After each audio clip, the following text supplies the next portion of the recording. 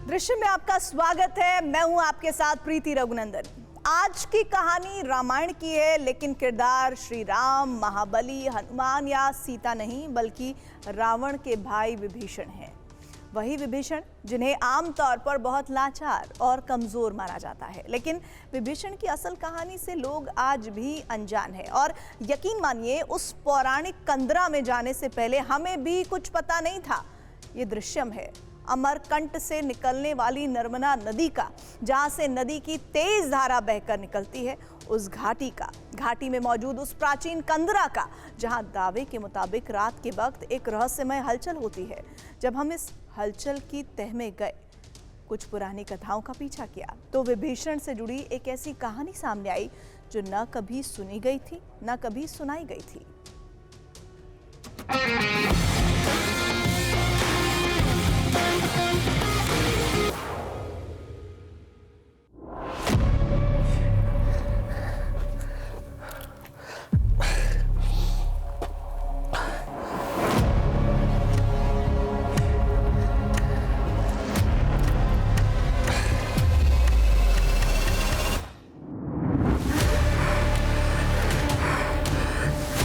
इतने लाचार हम कभी नहीं थे। ऐसी बेबसी कभी महसूस नहीं हुई। मंजिल सामने थी, लक्ष्य निशाने पर था, बस एक प्रहार और महादेव का वो अद्भुत भक्त सामने आ जाता। चलिए सर, आइए, चलिए। क्या कह रहे? लेकिन समय के चक्र ने हमें दबोच लिया था। टाइम हो गया, 4 बजे का। सर आइए। मैं रुकना चाहता हूँ रात को। नहीं, अलाउ नहीं है यहाँ पे, रुकना अलाउ नहीं है यहाँ पे सर, रात में। खतरा बहुत ज्यादा है यहाँ पे। अरे तो एक काम करो, आप चले जाओ, मैं रुकता हूँ। मैं अकेले नहीं जाऊँगा, आपको लेके जाऊँगा। आइए आप।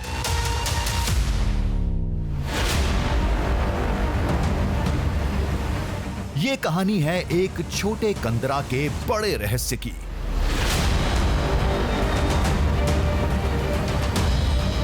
संगमरमर की सफेद पहाड़ियों से घिरा, नर्मदा की बेलगाम धारा की कवच में सुरक्षित।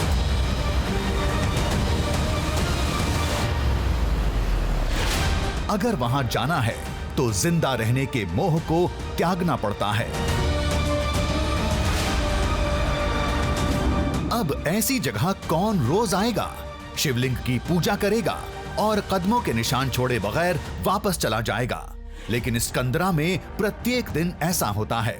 तो गुफा ऐसी है एक कि कोई व्यक्ति जाए, कुछ में कुछ तो होता है और होगा, ये गारंटी है।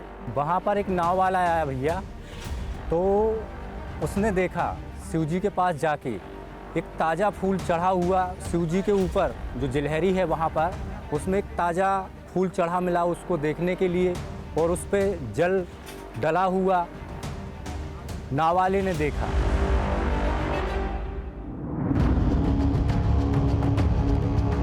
इंसान तो कहीं भी पूजा कर सकता है, उसके लिए इतना खतरा उठाने की क्या जरूरत?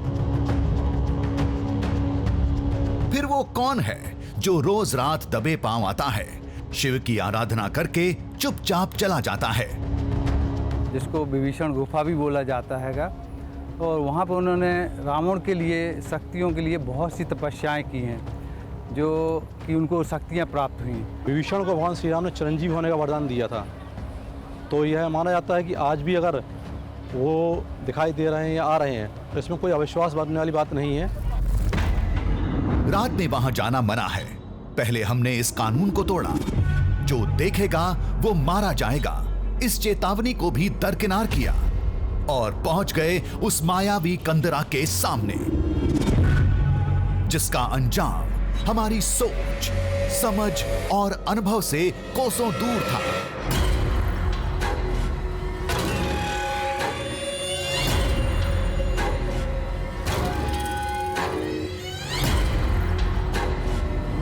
वहां कौन था? आग किसने जलाई थी? पूजा करने कौन आता है? ये उलझन उस समय शुरू हुई थी जब हम मध्य प्रदेश में जबलपुर के भेड़ा घाट पहुंचे थे।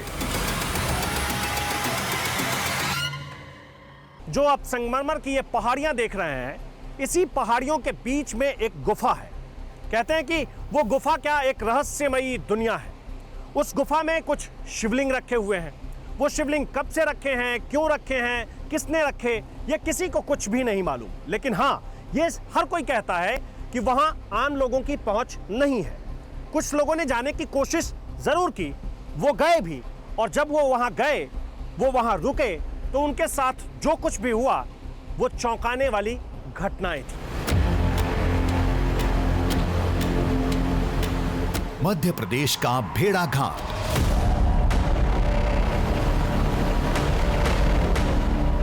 जो मशहूर है संगमरमर की पहाड़ियों और उनके बीच से बहती नर्मदा की धारा के लिए। लेकिन इस सफेद पत्थरों की सुंदर दुनिया में एक काले साए का रहस्य सबकी जुबां पर है।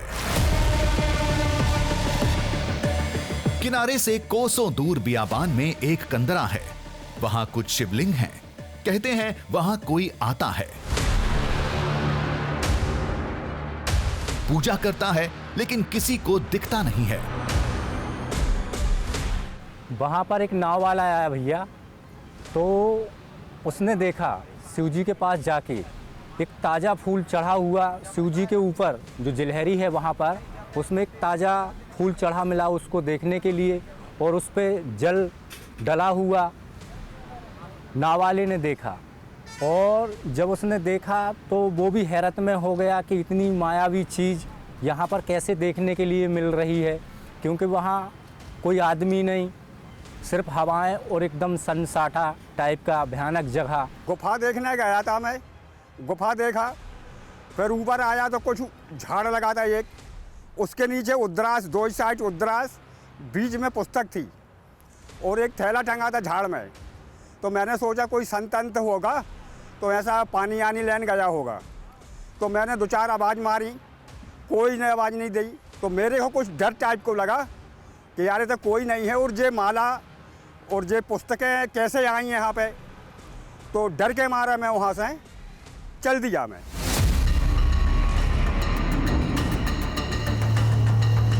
वो खोह घाटी के सबसे खतरनाक इलाके में पर्यटकों के बोटिंग रूट से अलग काफी ऊंचाई पर है। वहां कोई आम इंसान रोज पूजा करने क्यों जाएगा? इन पहाड़ियों में न जाने कितनी सारी गुफाएं हैं, लेकिन एक गुफा सबसे खास है क्योंकि उसे रहस्यमयी गुफा कहते हैं। कहते हैं कि उस गुफा की कहानी भगवान शिव से भी जुड़ती है, उस गुफा की कहानी विष्णु से भी जुड़ती है, उस गुफा की कहानी रावण से भी जुड़ती है, और कहते हैं कि उस गुफा की कहानी विभीषण से भी जुड़ती है। मतलब गुफा तो सिर्फ एक है, लेकिन उसकी कहानियां न जाने कितनी सारी है। आखिर वो कौन है जो उस दुर्गम कंदरा में रोज पूजा करके जाता है? कोई कहता है वो भगवान दत्तात्रेय हैं, भगवान विष्णु हैं, लेकिन सबसे ज्यादा मान्यता इस बात की है कि वो लंकापति रावण के भाई विभीषण हैं। दावे के मुताबिक विभीषण ने वहां घनघोर तपस्या की थी। भगवान राम ने उन्हें चिरंजीवी होने का वरदान दिया था, जो आज भी उस कंदरा में आते हैं। विभीषण को भगवान श्री राम ने चिरंजीवी होने का वरदान दिया था। तो यह माना जाता है कि आज भी अगर वो दिखाई दे रहे हैं या आ रहे हैं, तो इसमें कोई अविश्वास बनने वाली बात नहीं है कि विभीषण इस कलयुग में नहीं है, और वह आज भी लोगों की आस्था विश्वास में है। और अगर जब वो चिरंजीवी हैं और अगर पूजा पाठ करने या दर्शन करने आ रहे हैं, तो इसमें कोई अविश्वास कहीं से भी नहीं है, और इसको मानने में कोई बुराई नहीं है। अब सवाल ये खड़ा होता है कि विभीषण का उस खोह से क्या नाता है? उस जगह उन्होंने तप क्यों किया था? ये कहानी शुरू होती है जबलपुर से 500 किलोमीटर दूर मुरैना के नरेश्वर मंदिर से।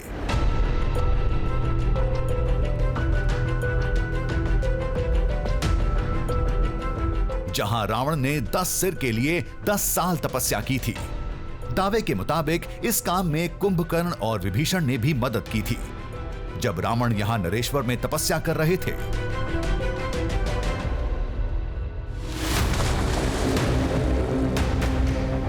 दावे के मुताबिक तब उसी समय विभीषण उस कंदरा में ध्यान लगाए बैठे थे। नरेश्वर के तप से रावण को 10 सिर मिले और विभीषण के तप से कई मायावी शक्तियां हासिल हुईं, जिसकी तलाश में हम नर्मदा नदी को चीरते हुए धारा की विपरीत दिशा में बढ़ते जा रहे थे।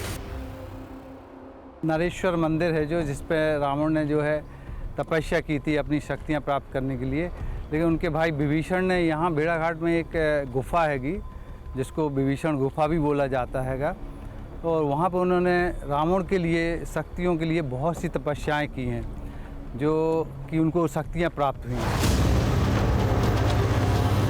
तभी एक मोड़ पर तेज लहरों से टक्कर हो गई। आराम से ले चलना, इधर इधर इधर, बाईं तरफ बाईं तरफ। अरे ये तो पूरी बोट ही मुड़ गई, बोट मुड़ गई, हमें इधर जाना, इधर। सामने से आती लहरें आगे बढ़ने से रोक रही थीं। पानी का बहाव बहुत तेज है। नर्मदा नदी के इसी हिस्से से हमें आगे की तरफ जाना है, लेकिन अब हम जहां तक पहुंच गए हैं इसके बाद बहाव उल्टा है। मतलब हम जिस तरफ से आ रहे थे बहाव बिल्कुल विपरीत है। मतलब मोटर बोट को आगे ले जाने में बहुत परेशानी होने वाली है। आगे की तरफ एक बार और कोशिश करिए, एक बार कोशिश करिए, एक बार बाएं तरफ से, बाएं से, बाएं से, बाएं से।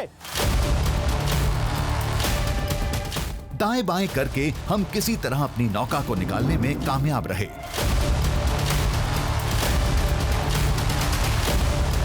भेड़ा घाट का ये वो रूट था जिधर पर्यटकों की बोट नहीं आते। इधर खतरे बहुत थे, शायद इसलिए जब हम इस खोह का पता लगा रहे थे तब कई लोगों ने जाने से मना किया था। उतर जाबो असंभव है, मतलब उधर आप लोग तो संभल के जाइएगा, क्योंकि उधर आप भी नहीं जा सकते, क्योंकि मैं ग्रामीण क्षेत्र का आदमी, मैं नहीं जा पाया, तो आप कैसे जाओगे? आप ये कह रहे हैं कि आप यहाँ के रहने वाले हैं, जब आप नहीं जा पाए तो मैं कैसे जा पाऊँ? जी सर। मैं कोशिश करता हूँ। कई साल पहले एक नाविक ने उस खोह का पता लगाया था। आज भी चंद नाविकों के सिवा वहां कोई नहीं जाता। आम इंसान के जाने का तो सवाल ही नहीं पैदा होता।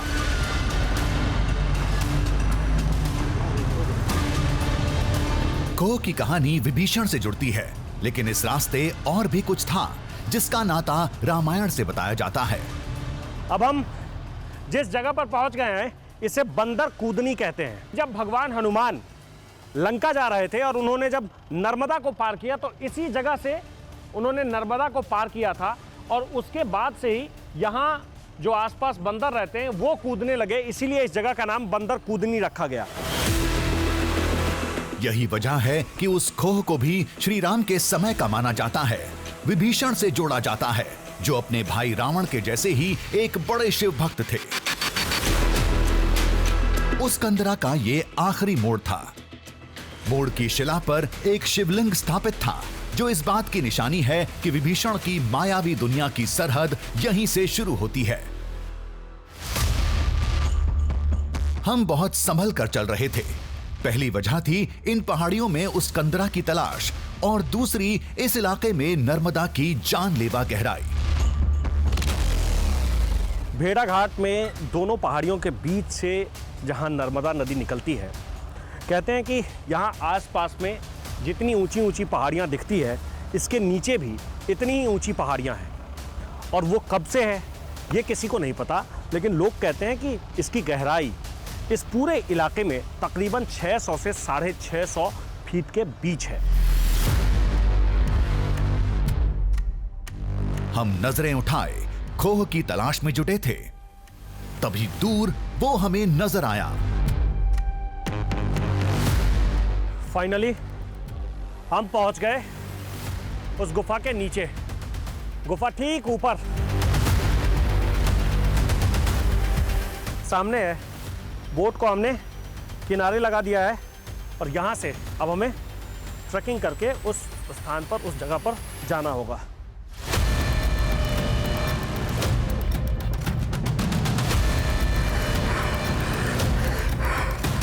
जो खोह बनी है वो अपन देखते हैं, अपन को देखने में लगता है कि ये बहुत सुंदर है और अपन चले जाएंगे।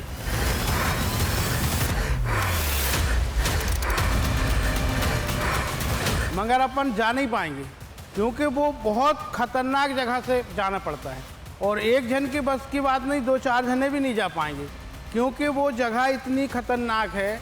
कई लोगों ने प्रयास किया जाने का, जो गए हैं तो फंसे रह गए। लोगों की एक एक बात सही थी। चट्टानों की सीधी दुर्गम चढ़ाई करके कंदरा तक जाना हंसी खेल नहीं था। अब ऐसे में कोई इंसान वहां रोज क्यों जाएगा? तो क्या वाकई वहां किसी दिव्य शक्ति का वास है जैसा लोग बताते हैं? नर्मदा घाटी से अभी तक मैं जहां पहुंचा हूं, इसकी ऊंचाई तकरीबन 70 से 80 फीट है और इसके बाद अभी और ऊपर जाना है। ठीक मेरे सिर के ऊपर आप देखेंगे वहाँ वो गुफा है और वहाँ जाने के लिए अभी ऐसे ही रास्तों से चलना होगा।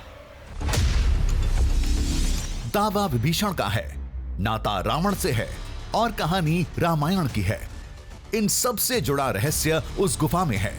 कहते हैं रोज शिवलिंग की कोई पूजा करके जाता है। क्या आज भी कोई आया होगा? कोई निशानी हमारे लिए छोड़ गया होगा? जब हम बोट पर सवार थे तो ऐसा लग रहा था कि हम बोट से नीचे आएंगे, मतलब किनारे आएंगे और फिर थोड़ा सा ट्रैक करेंगे और ऊपर पहुंच जाएंगे, लेकिन ऐसा बिल्कुल नहीं है। यहाँ जब मैं ऊपर खड़ा हूँ इस पहाड़ी पर, तब यहाँ से लग रहा है कि जहाँ बोट है, जहाँ से नर्मदा नदी बह रही है, उसकी दूरी नहीं कुछ तो तकरीबन 100 फीट के आसपास होगी।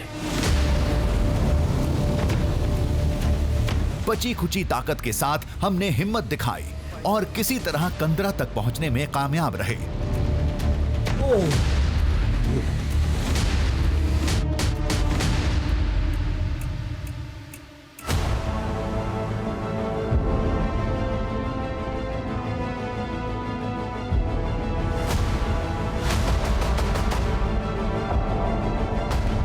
ये बहुत छोटी जगह थी।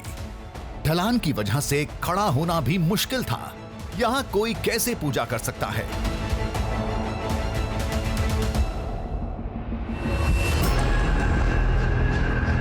खोह में छोटे छोटे कई शिवलिंग थे जो प्राकृतिक नहीं थे।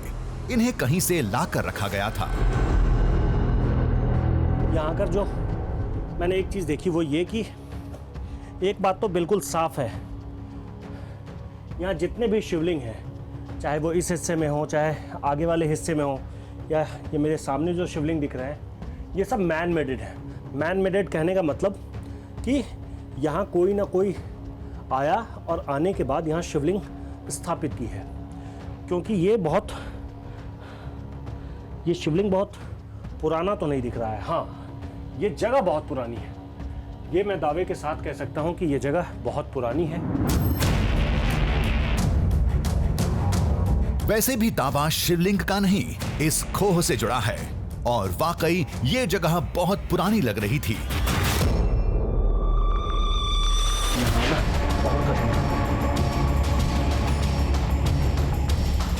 अंदर जाने के कई रास्ते दिख रहे थे जो वक्त के साथ बंद हो चुके थे।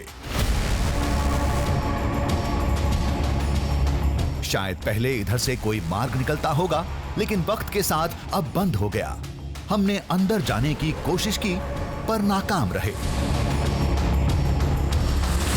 इस गुफा की बनावट बिल्कुल स्लोप में है। ऐसा लगता है जैसे इस हिस्से में बहुत चढ़ाई है और इधर बहुत ज़्यादा गहराई है, और जैसे कोई सीढ़ी होती है ना, बिल्कुल सीढ़ियों की तरह ही इस गुफा की बनावट है।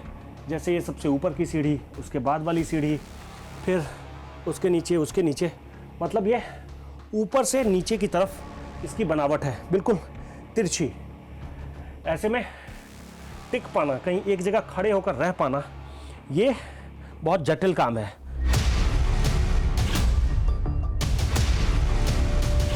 कहते हैं ऐसी जगह पर विभीषण ने रावण के लिए तपस्या की थी, जो आज भी यहां आते हैं, लेकिन कब ये कोई नहीं जानता। जब भी कोई नाविक यहां आता है उसे शिवलिंग पर फूल और जल चढ़ा मिलता है।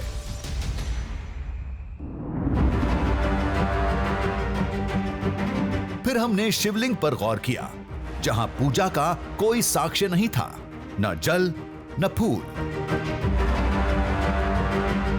ये वही गुफा है जिस गुफा में विभीषण के तप करने की बात कही जाती है। ये वही गुफा है जिसमें विभीषण के तप करने और उस तप से रावण को जितनी भी शक्तियां मिली थी, उसमें से कुछ शक्तियां इसलिए मिली क्योंकि यहां विभीषण ने तप किया था।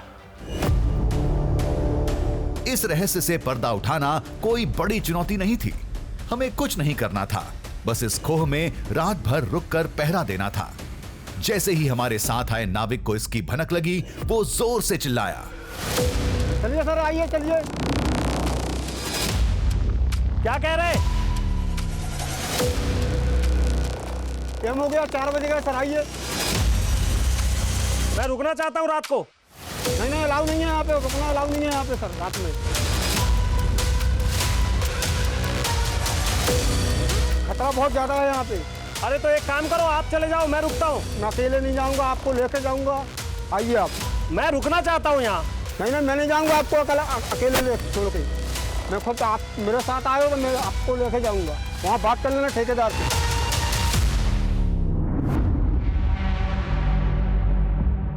ये तो एक अजीब समस्या खड़ी हो गई। रात में हम यहाँ रुक नहीं सकते क्योंकि प्रशासन इसकी अनुमति नहीं देता। यही नहीं, उसी नियम के हिसाब से हमें 6 बजे तक घाट पहुंचना होगा। उसके बाद बोटिंग करना मना है।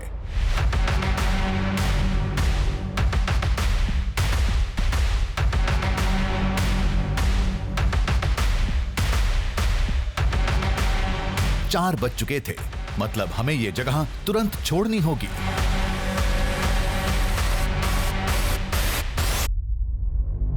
जो हमारे नाविक हैं, उनका कहना है कि हम यहाँ रुक नहीं सकते हैं रात के वक्त में।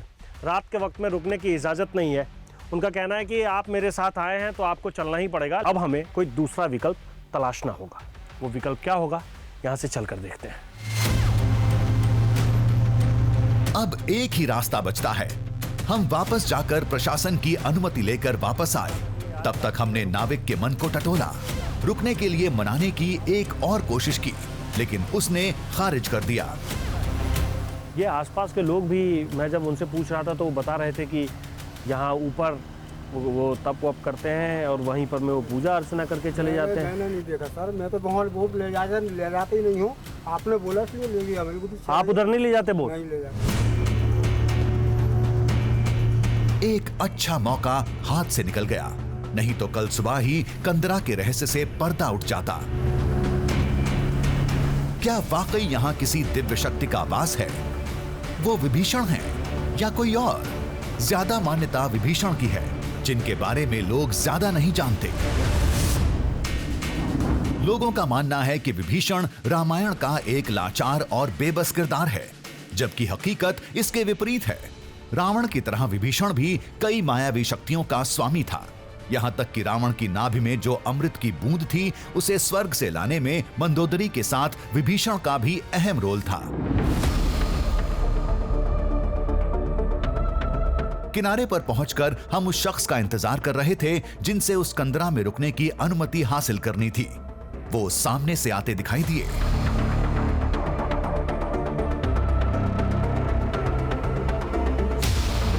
इनसे मिलकर हमने अपने इरादे जाहिर किए, जो सिरे से खारिज कर दिया गया।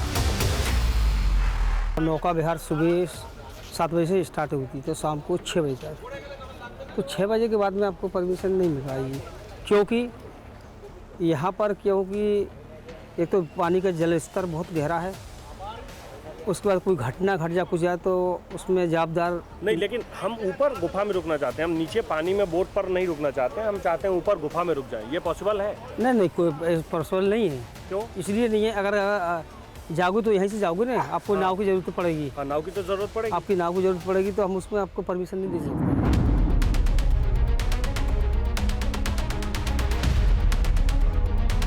ये तो अजीब कश्मकश थी। रात में रुके बगैर पड़ताल अंजाम तक नहीं पहुंचेगी और रात में रुकने की इजाजत ही नहीं थी।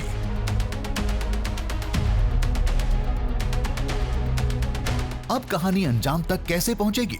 तो लोगों ने कहा यही उस मायावी कंदरा का चक्रव्यूह है, जहां आज भी मायावी शक्तियां जिंदा हैं। तभी वहां के रहस्य अभी तक अनसुलझे हैं। अपन सोचें कि यहाँ कुछ भी नहीं है, मगर वहाँ बहुत ज़्यादा मायावी शक्ति है। कई लोगों ने देखा भी है, उधर कहीं सांप निकल आया बहुत बड़ा, कहीं कुछ निकल आया, कोई को आवाज़ देते सुना है।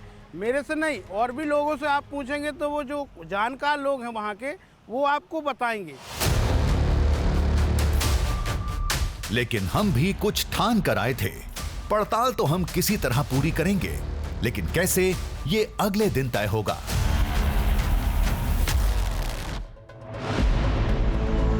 रात में नहीं जा सकते, लेकिन सुबह होते ही हमारा रुख उसी कंदरा की तरफ होगा। अगली सुबह हम घाट पहुंचे और पहली बोट से उस कंदरा की तरफ रवाना हो गए।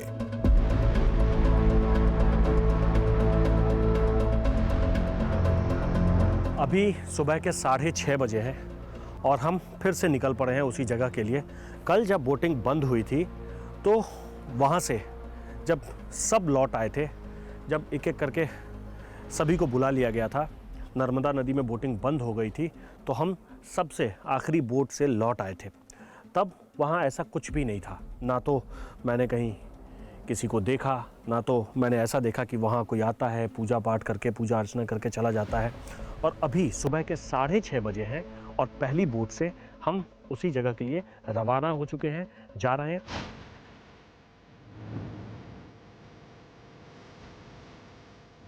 कल हमें शिवलिंग पर पूजा के निशान नहीं मिले थे। देखते हैं आज क्या होता है। कल सबसे अंत में वहां से निकले थे, आज सुबह सबसे पहले पहुंचेंगे। अब फैसले की घड़ी करीब थी।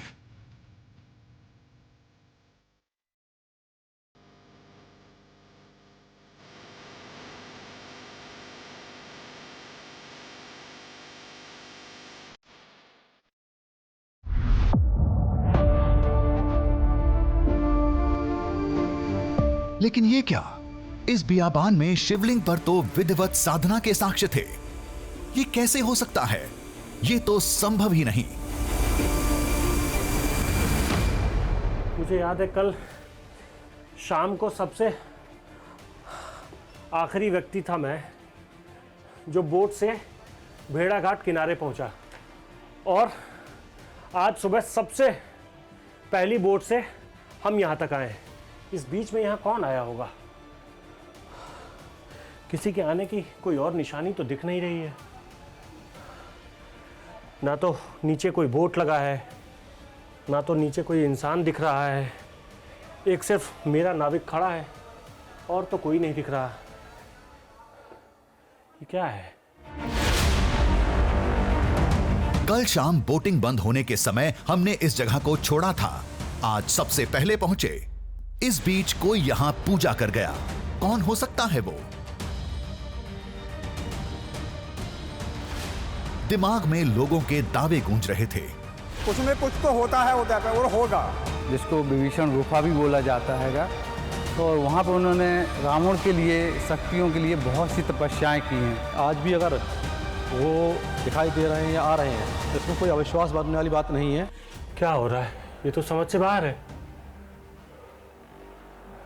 अब तक लोगों ने जो बताया वो सही बताया क्या? लेकिन नहीं, हम जब पहली बार आए थे तब ऐसा कुछ भी नहीं था। आज फिर ऐसा कैसे दिख रहा है? कल जब हम खोह में आए थे तब शिवलिंग पर पूजा के साक्ष्य नहीं थे। आज शिवलिंग पर फूल और जल है। यहां जो भी आया होगा रात में ही आया होगा, लेकिन कैसे?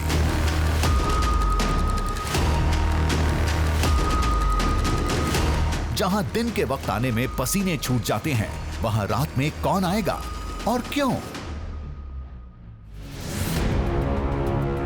ये जानने के लिए हमें रात में निगरानी करनी पड़ेगी, लेकिन कैसे?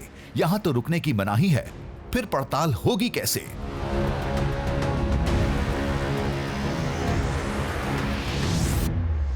खोह में रुकने का कोई फायदा नहीं था। हम वापसी की राह पर थे। रास्ते में निगरानी का रास्ता खोज रहे थे। तभी नाविक की एक बात ने उम्मीद जगाई। रात में कोई पहाड़ी रास्ता आ जाए, रास्ता भी बना हुआ पहाड़ी ऊपर से। ऊपर से पहाड़ी रास्ता है। ऐसा कलवारा रोड घूम के आना पड़ता है। ओहो, बोटिंग नहीं, बोटिंग में तो पहाड़ी रास्ते से उस गुफा तक आ सकते हैं? वो उनकी जवाबदारी है, उनकी रिस्क है। हम लोग बोट वाले रिस्क नहीं लेते। अच्छा, अगर कोई जाना चाहे तो वो अपने रिस्क पर जाए? अपनी रिस्क पर जाइए, वहाँ से ऐसे कलवारा ऐसे घूम घाम के रोड बना हुआ है, अच्छा पक्का रोड बना हुआ है, वो आपकी है।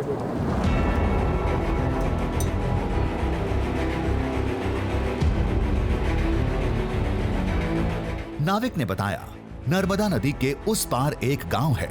उस गांव में नदी किनारे किसी ऊंचे हिस्से पर पहुंच गए तो उस पार से खोह का नजारा साफ दिख सकता है।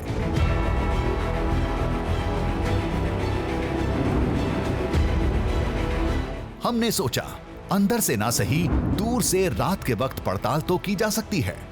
गांव पहुंचते ही हमने उस रहस्यमयी कंदरा के बारे में पूछना शुरू किया।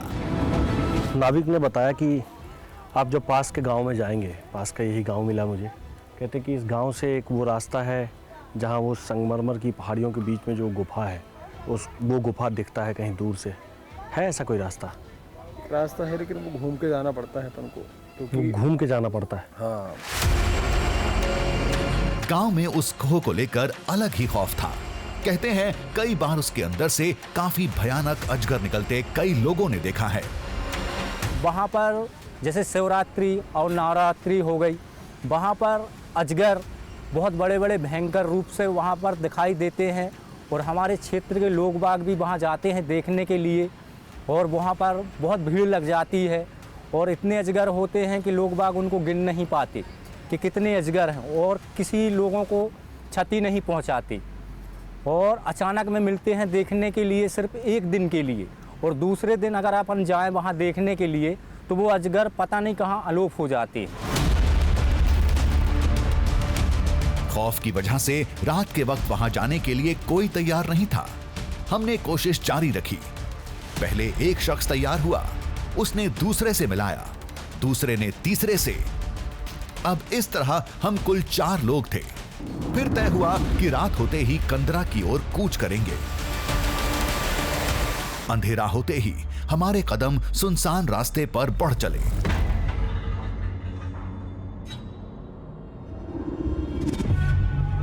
जब हमें ये पता चला कि रात के वक्त में हम वहाँ नहीं रुक सकते हैं, ना तो वहाँ का प्रशासन ये चाहता है कि हम रुकें, ना तो नाविक चाहते हैं कि हम रुकें, तो हमने फिर ये तय किया कि यहाँ पास में जो गांव है उस गांव में जाकर गांव के लोगों से ये पता करें कि आसपास में कौन सी ऐसी जगह है जिस जगह से हम वहाँ तक पहुँच सकते हैं।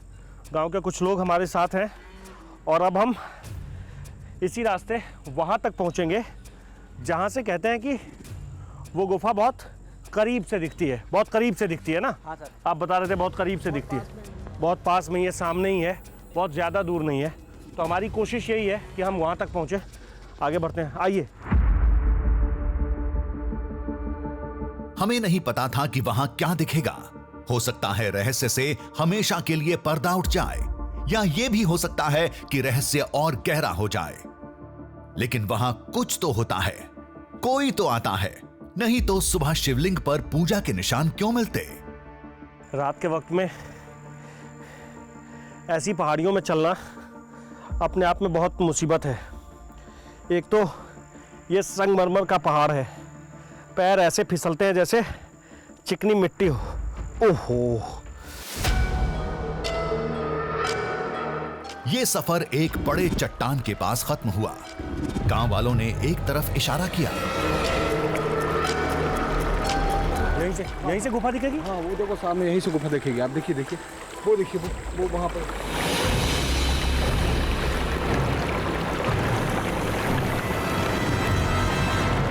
सामने का नजारा देख हम उछल पड़े। कंदरा का मुहाना सामने था और अंदर शायद आग जल रही थी। ये क्या है? वो आग जल रही है वहाँ पे, देखिए आग जल रही है, आग।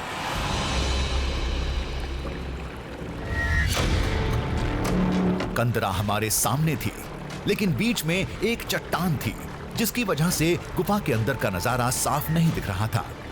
लेकिन अंदर कोई तो था जिसने आग जला रखी थी, शायद पूजा कर रहा था। जा सकते हो? नहीं वहाँ नहीं जा सकते, खतरे से खाली नहीं है वहाँ जाना। नर्मदा नदी के उस साइड है गुफा। हड़बड़ी में हम भूल गए थे, चाहकर भी हम कंदरा के करीब नहीं जा सकते। हम दोनों के बीच नर्मदा नदी की तेज धार थी, आवाज साफ सुनाई दे रही थी। ये हम दूसरे हिस्से में? जी सर, बीच में नदी है सर। ये बीच में? अच्छा, ये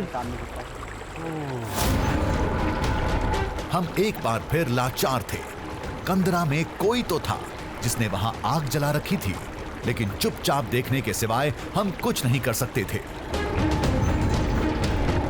तभी एक साया आग की तरफ बढ़ा, वहां झुका और आग बुझ गई।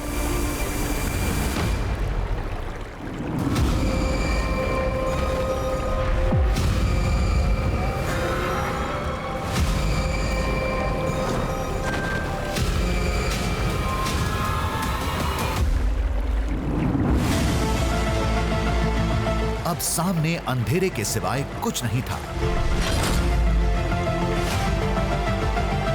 लेकिन हमें जो दिखा था वो क्या था? नदी के उस पार सामने कंदरा में आग जल रही थी।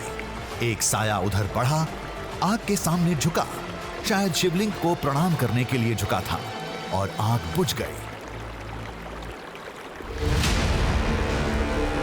हमने हैरान परेशान होकर उस जगह को तुरंत छोड़ दिया, लेकिन कई सवाल दिमाग को झकझोर रहे थे। इतनी रात में उस बियाबान कंदरा में कौन था और क्या कर रहा था? दावे के मुताबिक वो विभीषण जैसे किसी दिव्य शक्ति का साया था, कोई इंसान था या कुछ और? यह जो क्षेत्र है बहुत ही तपोवन क्षेत्र हैगा। यहाँ बहुत सी लोगों ने तपस्याएं की हैं और इससे जो है कि बहुत जल्दी सिद्धियां प्राप्त होती हैं। सिद्धियों के लिए बहुत ही महत्वपूर्ण जगह है ये, क्योंकि ये पानी है और संगमरमर की जो कहना चाहिए वादियाँ हैं, इनमें जो ऊर्जा का प्रभाव है बहुत ज़्यादा है। भेड़ा घाट की पहाड़ियां शुरू से ही योग साधना का केंद्र रही हैं। यहाँ कभी भृगु ऋषि रहा करते थे, बाद में ये इलाका शक्ति साधना केंद्र में तब्दील हो गया। इसका सबसे बड़ा साक्ष्य है ये 64 योगिनी मंदिर, जो युगों से तंत्र मंत्र का सबसे बड़ा गढ़ रहा है। मध्य प्रदेश में 2 64 योगिनी मंदिर हैं। पहला मुरैना में है और दूसरा ये जबलपुर में भेड़ा घाट के पास। शायद यहाँ आज भी रात के समय चुपके से तंत्र साधना होती है। यहाँ साथ में मिलके बहुत से ऐसे संत हुए जो इन्होंने जो है साधना की है। जैसे भृगु ऋषि ने, जिसके नाम पे भेड़ा घाट इसका नाम पड़ा हुआ, उन्होंने तपस्या की है। यहाँ महर्षि महेश योगी ने की है। और साथ में अगर आपने सुना होगा महामृत्युंजय जो मंत्र है, उसके लिए जो साधना का स्थल है वो यही हैगा। तो ऐसे बहुत से तपस्वी यहाँ आते हैं जो आज जनता में दिखते नहीं हैं, लेकिन ये साधना का स्थल है। तो ये छुपे हुए रास्तों में, कहीं जो कंदरों में, गुफाओं में बैठ के वो साधना करते हैं। स्पेशली साधनाएं यहाँ रात में होती हैं, क्योंकि ये तंत्र की साधना होती है, वो रात्रि में होती है। तो बहुत से साधक ऐसे आते हैं, वो पूरे विश्व से आते हैं। ऐसे में माना यही जाता है कि उस कंदरा में कोई शक्ति साधना करने आता होगा, जिसकी भनक किसी को नहीं लगती होगी। वैसे भी ऐसी साधना सन्नाटे में होती है, लेकिन वो खोह और उससे जुड़ा रहस्य नर्मदा नदी की इस सुंदर दुनिया का बेहद छोटा हिस्सा है। यहां आने वालों को अगर कुछ याद रहता है तो वो है इस इलाके की खूबसूरती, और यही है कहानी का असली दृश्य।